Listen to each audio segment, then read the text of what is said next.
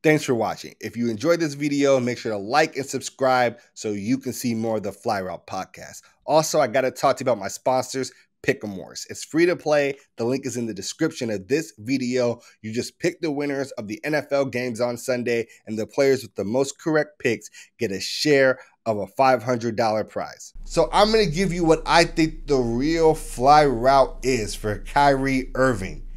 And the most realistic option for me, and my favorite option, and it's interesting for both sides, is a trade with the Indiana Pacers. And there are a lot of reasons because of this. And the first one is at the forefront. You got to understand that local governments follow on with each other.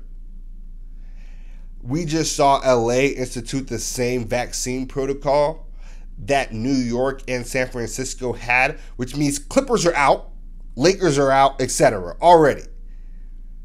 Which means that any team that is in a relatively liberal district should be pretty scared about trading for Kyrie, because you could trade for Kyrie, the local laws change and you're screwed. So you got to go somewhere that leans relatively right. And who does not love the good old home of the Ku Klux Klan, Indiana? Well, black people, but that's neither here nor there. Trade with the Pacers. I think the Pacers give Malcolm Brogdon and Myles Turner, maybe some picks get moved around, who knows, for Kyrie Irving. The money between those two players for Kyrie works 100% straight. And I think that that is great because both of those players still have 2 years on their contract. Myles and Brogdon, just like Kyrie. The Pacers get all-star talent in Kyrie Irving. The Pacers are a team that will frequently try to take that disgruntled star's contract in hopes that they can get that star to re-sign. That's their best way to get all-star talent in free agency or anyway, because people just aren't coming to Indiana to come to Indiana.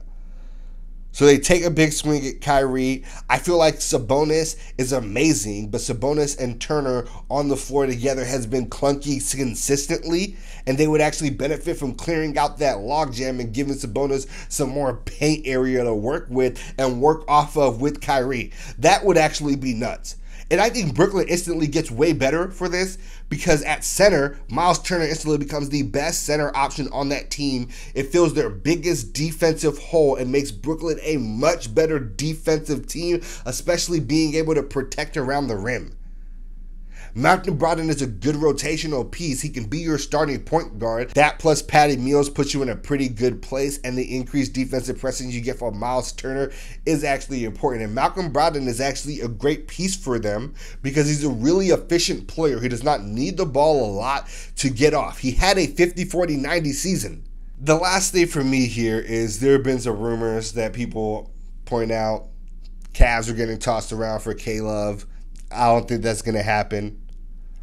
I think everybody in the league is content to wait for K-Love to be bought out, which feels like it's inevitable.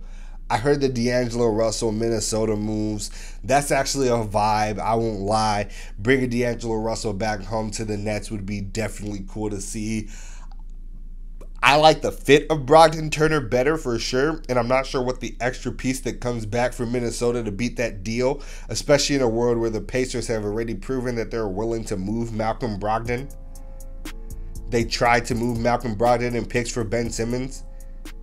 They are not afraid to do it. He is on the block already.